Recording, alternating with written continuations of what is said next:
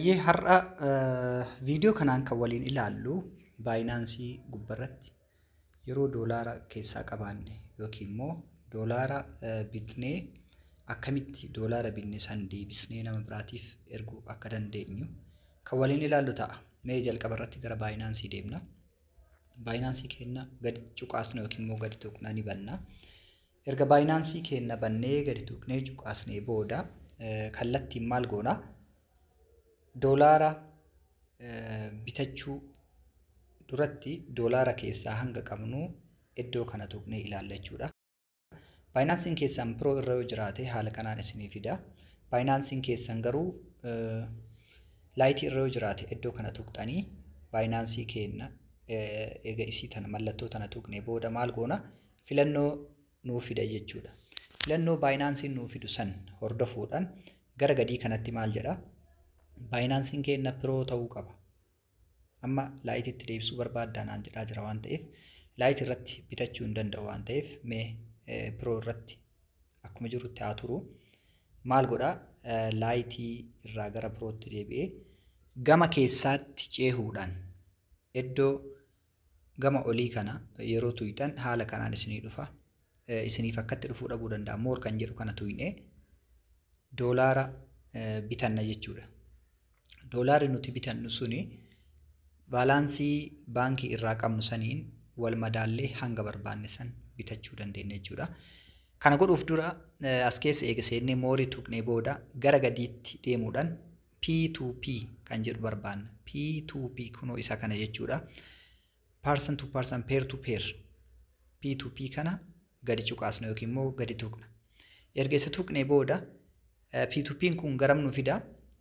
Lafa doolaarri irraa bitamu yookiin immoo mallaqa qabnu baankii qabnu irraa dhaqnee lafa doolaara ittiin bitannu nuu fida jechuudha. Yeroo akkatti bantan yuuroo isinitti fiduu danda'a, doolaara waan biraa isinitti fiduu danda'a. Iddoo kana tuquudhaan mallaqa gosa barbaaddanii san akkaataa biyya irra jirtaniitiin jijjiirachuu dandeessu.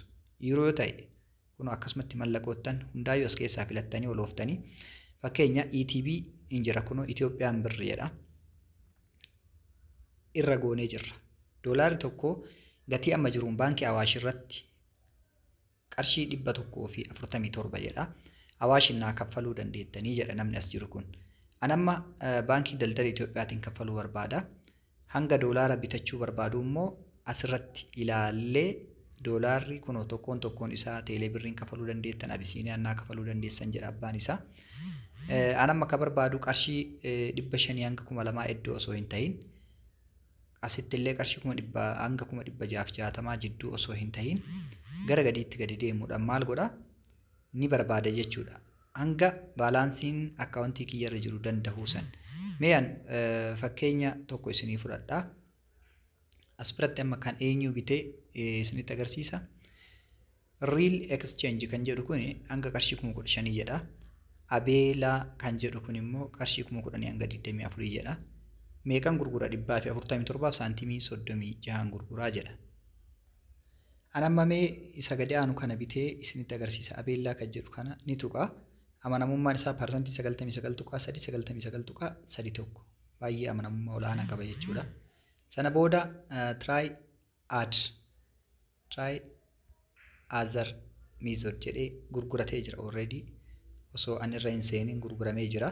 Mee refresh gootan daqiiqaa takka lama irraa turraan refresh godhuu qabdanii. Maaliif jennaan daddaffiidhaan kan biraa akka argattaniif jechuudha. Gadi dhufa akkasumatti barbaadaa jechuudha. Ammas isa kana mee isa kanarraa bita maal godhaa? Baay kan jedhu kana cuqaasa yookiin immoo tuqa jechuudha. Baay kan jedhu erga cuqaasee booda gama kam na fida jechuudha. Iddoo kanatti meeqa barbaadda naan jedha. Maximum jedhee ni jira. Qarshii 31,400 bituu barbaade. Order kan jedhu kana place order kan jedhu tuqe kallattiin gaman as na fida. Erga as na fidee booda bituudhaaf deemaa jira. Iddoo kana tuqee kunoo view payment detail kan jedhu kana ni tuqa. Doolaara iddoo kana erga tuqee booda akkaawuntii baankii nama sanii kanan dabarsuuf san naa fida jechuudha. Iccitiidha waan ta'eef iddoo kana isinitti mul'isu. Erga inni san naa fidee booda maal godhaa? Gara baankii kiyyaa deemee akkaawuntii kiyyarraa mallaqa tiraansfar godha jechuudha. Kallattiin akkaawuntii inni naa kenne san irratti dabarsaa fi na hordofaa.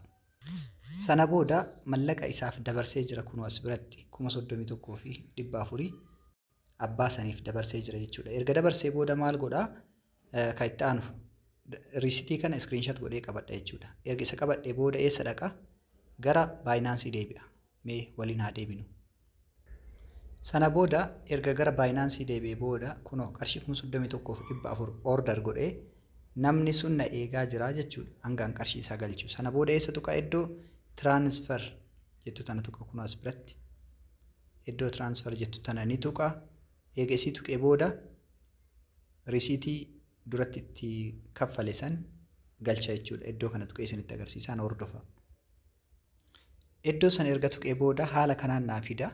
Asitti maqaa keessan maqaa abbaa baayinaansii sanii isinii fida. Asitti immoo tuyyuu maal galchitan isin? Risiitii gadi tuqxanii waraqaa baankii iskiriinshat gootan san itti galchitu jechuudha. Iddoo kanatti immoo I have read and understood the above information kan jedhu tana raayiti gootu transfer kan jedhu tuqxu. Na hordofa ammas. Sana booda haala kanaan itti galchitu kallattiidhaan kunoo isiniif xumuramee jira jechuudha. Abbaan immoo deebi'ee dhaqee view asset kan jedhu gattuqa confirm isinii godha. Doolaarri keessan gara akkaawuntii keessanii kallattiin isinii dhufa jechuudha. Mee waliin haa ilaallu. Kunoo doolaarri kiyya naa dhufee jira gannaa lakkifamee jira jechuudha. Akkaawuntii kiyya irratti naaf galee jira. Amma yeroo kana maal godhaa? Positive kan jedhu kana cuqaasee yookiin immoo tuqee kallattiidhaan yaada isaaf kenna jechuudha. Ati nama gaariidha, daddaftee hojjettaa, waan feene filanne jechuudha. As keessa yoo isinitti tole hundaa'ee filachuu dandeessu. Raayitii gootanii kan dhumaa tuqxu kallattiidhaan doolaarri keessan gara akkaawuntii keessanii isiniif dabree jira jechuudha. Hayyee doolaara bitannee xumurre kan ammoo garamitti akkamitti gara ispootii fiduu dandeenya kan jedhuuf gara dudduubbee deebinee aseet kan jedhu kana cuqaafna. Erga isa tuqne booda transfer kan jedhu gara olii kan jiru kana transfer kan jedhu tuqna yookiin immoo cuqaafna jechuudha.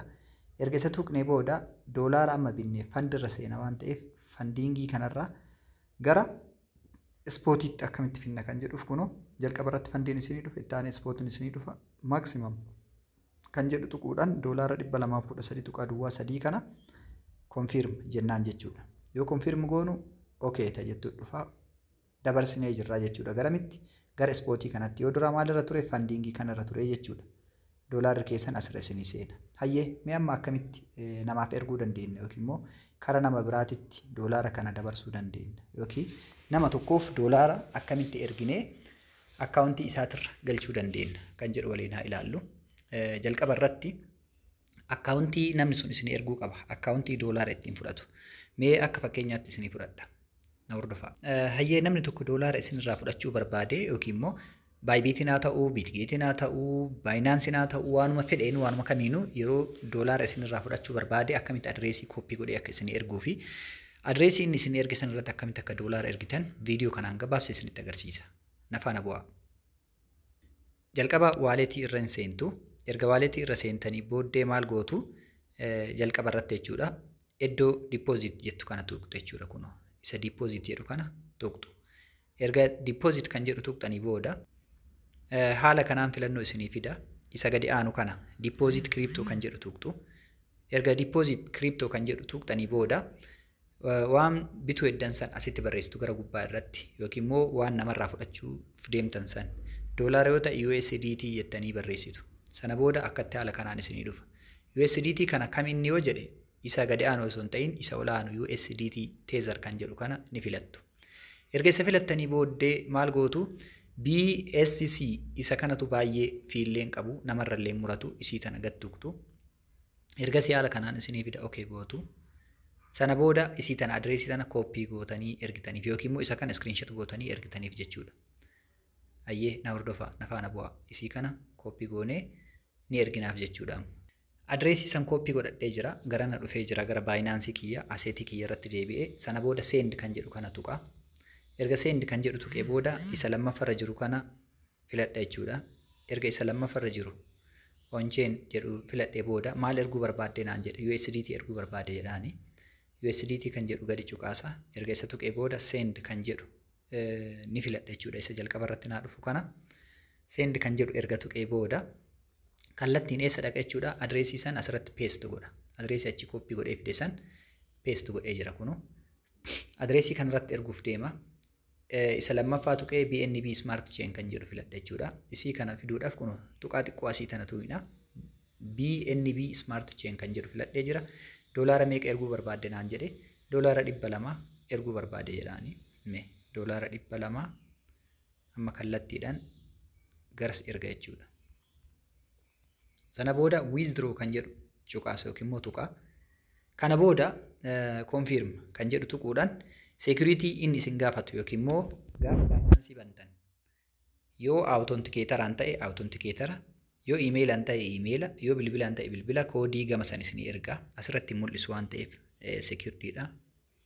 Ni haguuga waan ta'eef isa san itti galchuudhaan kallattiin doolaarri isaanii ergamaa mee ani itti galchee deebi'a na hordofa. Ani kan gaafsan filadhe maalinni authenticator waan ta'eef as bira dhufee filannoo authenticator my face kan jedhu authenticator fi email filadhe waan ta'eef lamaanattuu koodii ergee koodii san fidee itti galchee sana booda akkaataa doolaara kana nama saniif itti ergu kan isinitti agarsiisu ta'a jechuudha. Mee koodii itti galchee jira kuno na ergee jira. Email irra kan seene illee maal godhama deemee emailicharraa koodii fida jechuudha. Email keessan seentan email keessan keessa erga seentanii booda koodii isa amma isinii seene koodii Binance withdraw kan jedhu dhaqxanii fiddanii fakkeenya nama koodii san dhaqee fidee jira itti galchee sana booda maal godha jechuudha.